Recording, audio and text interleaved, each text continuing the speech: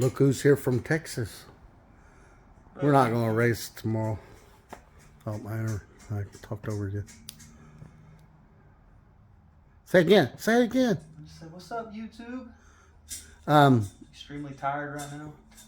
Yeah, they drove all day. That's a 16-hour road trip from Texas to here. They drove up. But we went bowling, and now he's got a bunch of goodies.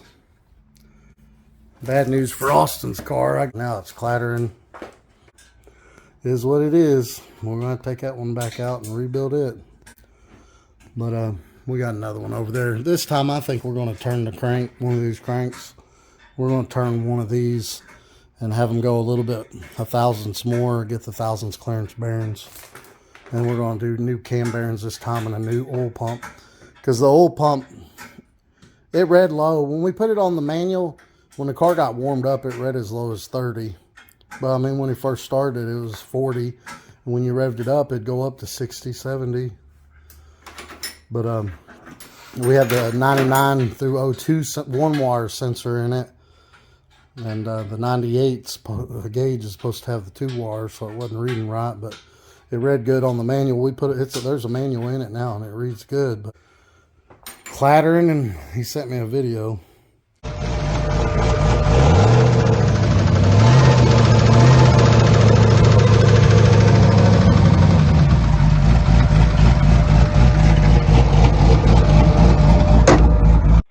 I haven't got to hear it in person, so not exactly sure, but in the video it sounds like a rod bearing, but hopefully it's something stupid like a torque converter bolt or something to that effect.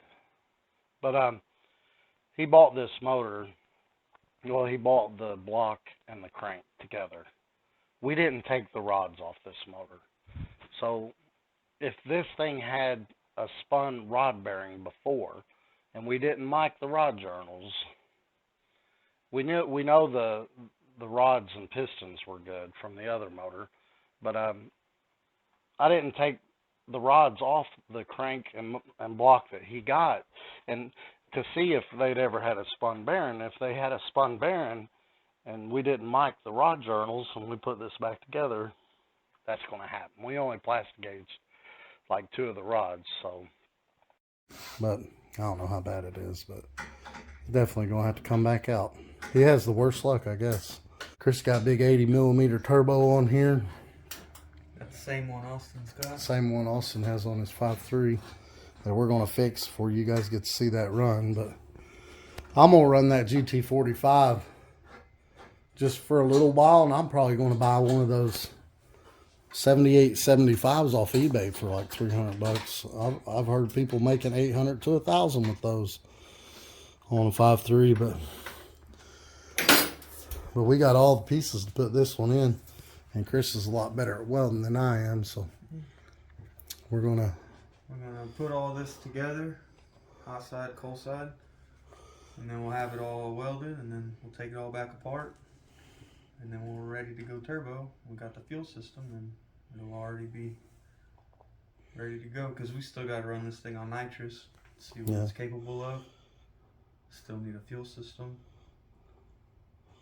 Yeah, and the carburetor, he bought a second-hand carburetor. It's a CSU blow-through E85 carburetor, but it is nasty. I mean, it's going to take a lot to clean it up. But we're going to clean up on that, but Chris just wants to see how the header fits tonight.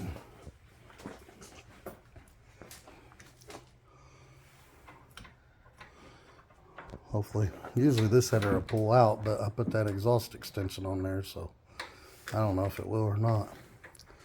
We're about to see. So we put some monster head studs on this thing.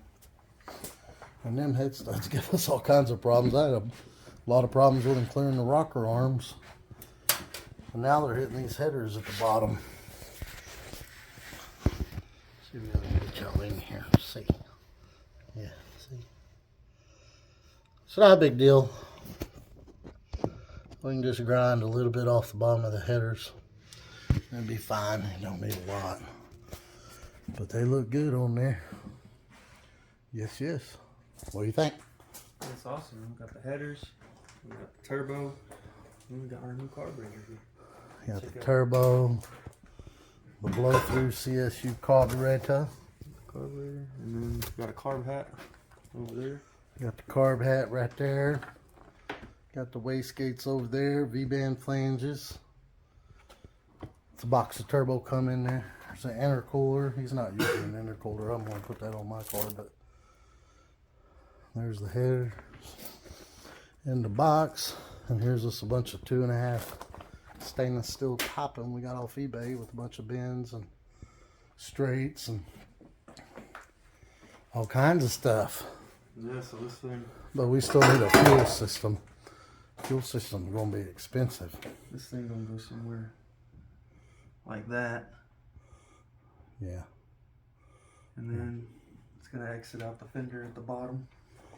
Yeah, going to exit over there. And then we'll probably move the overflow to the other side. Might cut some of that out, cut the headlight out, so we can get some good flow through there. That's the plan. And then probably put power steering back on it. All that nitrous stuff's gone. Yeah, that's one thing I miss on my car. Power steering. Not having power steering kind of sucks. Honestly.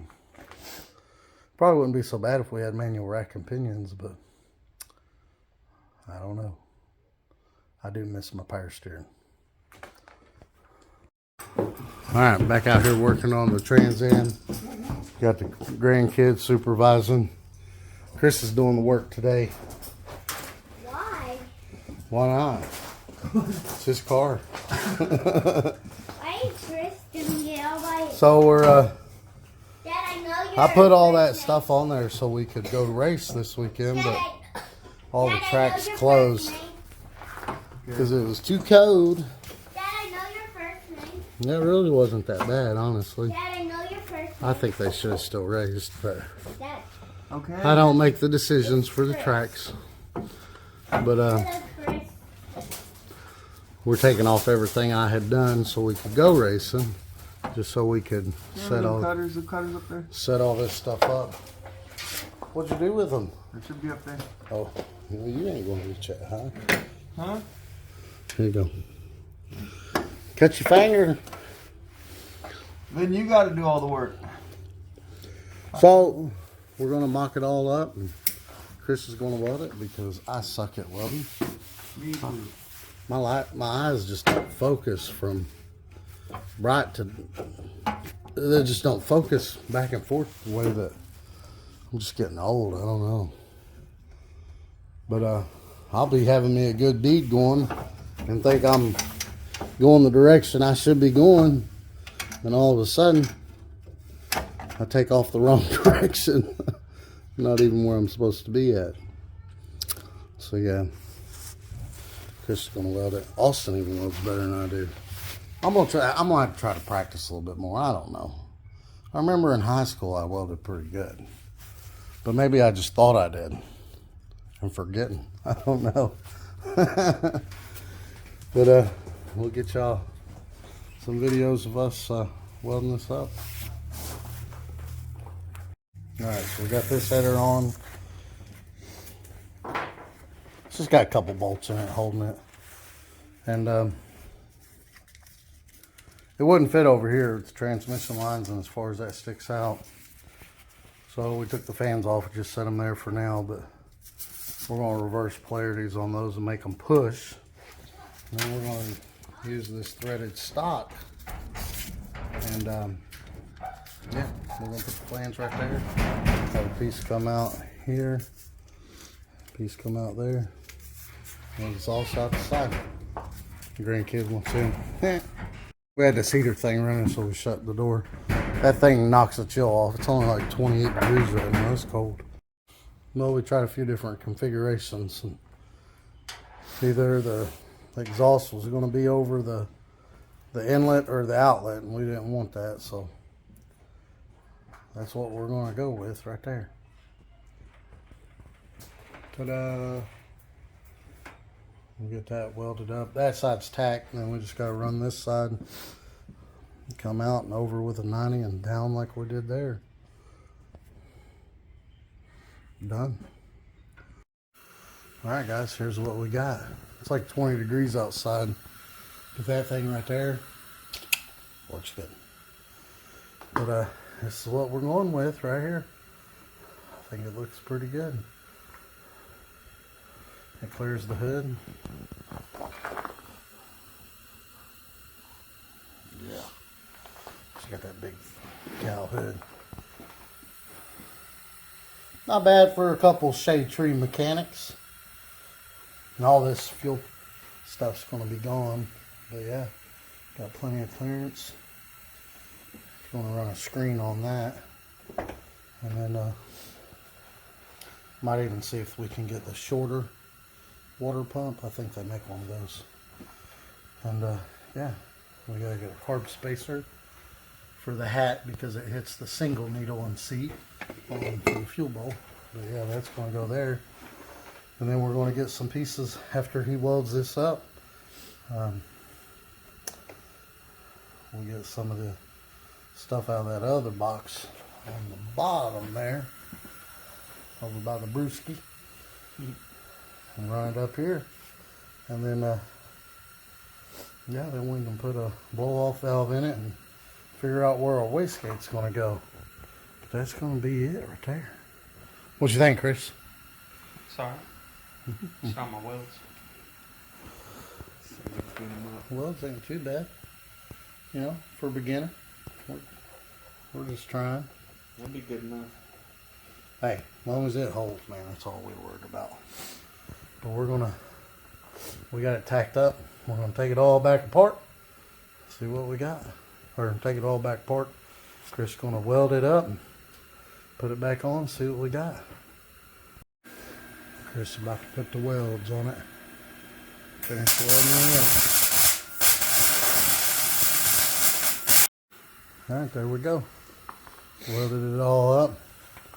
He hit some good areas. Look at that. That's really good. And then some. But you know what, guys? We don't care as long as it works. I think it looks pretty good. It's a real good right there. It was hard to get in between there. But yeah, that's going to be it right there. Then we're not going to run an intercooler. On E85 and carburetor, the way carburetors work, it just cools. It cools better. It cools the intake air temperature way better than fuel injection. So yeah, no intercooler. And we gotta get a little spacer that goes in there because that's hitting right there. And we'll just come up here, over there, put a blow-off valve in there. Nice exit ratchet. Probably a bullhorn. Yeah, the fuel cell's gonna come out there. That's for the nitrous. We put 123 in that, but 93 octane stays in this car. Well, after the turbo, it's going to be E85, but when we run nitrous, when we run the 9s, high 9s, low 10s, the car stays. It's got a factory tank in it. It's pretty much got all the factory interior except for the race seat, the shifter. It's missing a glove box and a headliner. But that's about it. Consoles sitting over here. It's with the car, but I took it out because I was moving the seat and I just never put it back in. But windshield wipers work, turn signals, horn. They just don't have heat or AC or power steering.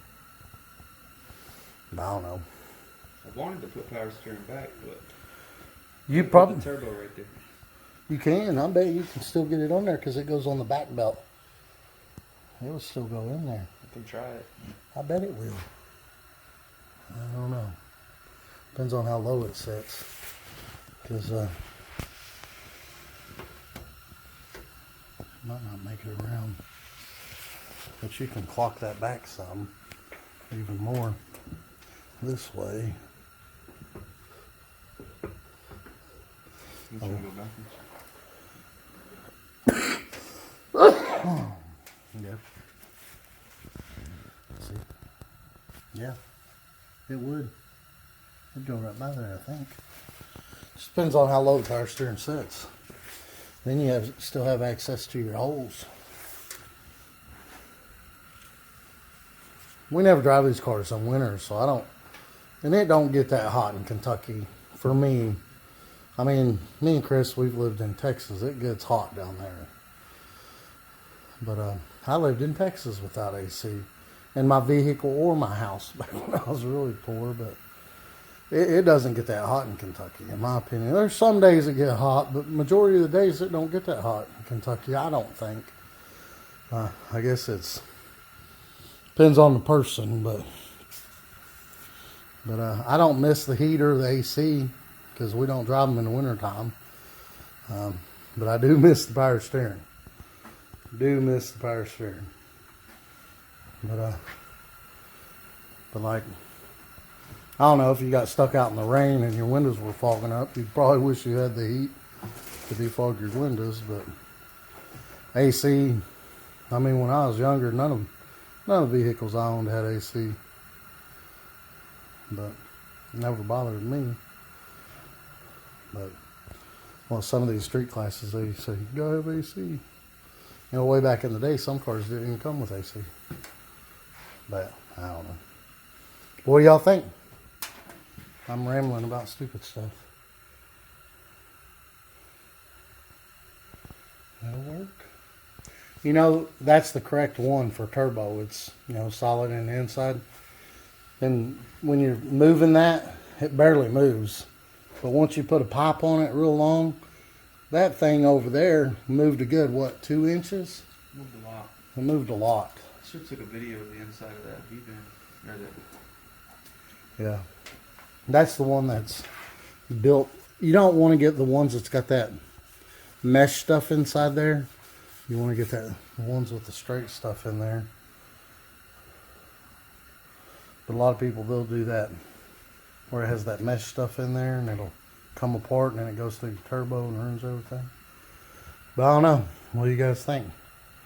We still got to get a fuel pump, put AN fittings on the stock tank, a bunch of other stuff for the fueling we need to get. Plus, we got to get the oil feed and the oil return. They make a plate for the fuel pump hole. Yeah. You take the mechanical fuel pump out, you put a plate there with an AN fitting on it. So we're going to get one of those. That's going to be the oil drain. And then the wastegates, I guess we're just going to come off the side a little bit right here. Do an angled, yeah, off the side. And the same thing over there. There's a lot of room. It's better to put it in the bins, but an angled path should be just as good. You know. But we'll get some videos of that too. Y'all tell us what you think. What do you think, Chris? Yes, it works. It'll work. And that's how the intake's going to work. We might try 245, see if we can get that a little straighter. It does hit the hood right there. But you got to think, we're going to take that big nitrous plate out. That's an inch. But then we have to add an inch spacer up here. Maybe half-inch spacer. I don't know, man. That's, you need at least an inch right there. Think so? Yeah. So yeah, it's going to hit the hood, but the hood still closes, so screw it.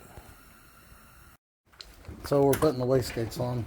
What we did was we just, it was hard cutting in this bend, so we took an angle grinder with a cutoff wheel and just cut an X, and then the hole saw, right here, went right through it, and then we used this die grinder with these carbide bits, and I tell you what, they clean that out good. And this piece right here was just an inch and a half that we got from Advanced Auto Parts, and I just use these these angle grinder sanding wheels to try to Put a 45 into it. put a 45. Well, I cut it a 45 in it, and then I had to use the sanding wheel here and here. But yeah, we got them on a 45-degree angle. Put them like that. Chris is welding them on. We already got the other side on. But yeah, I'll show you in a minute. But In the dirt. it's in the dirt. That's how we did that. We just got the vice grips on there, but that's where the wastegates are going to go.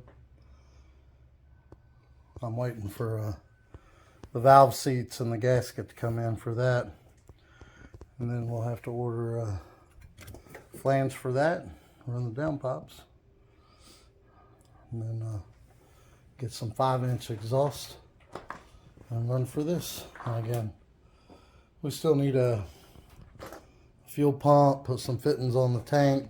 We're going to run a 12 AN from the tank to the pump, and then a 10 AN on up, and then a 8 return.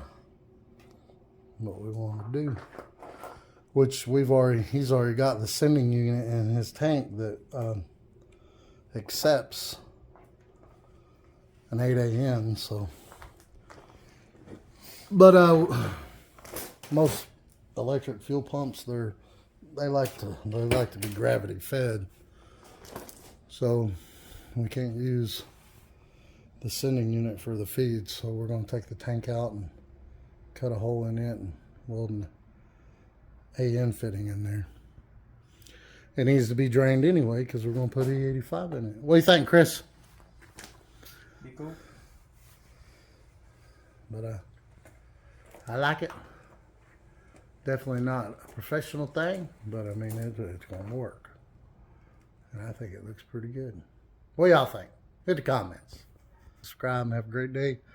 Hopefully Chris will be back in town in a couple months, and we'll get that bigger shot and see what it's going to do.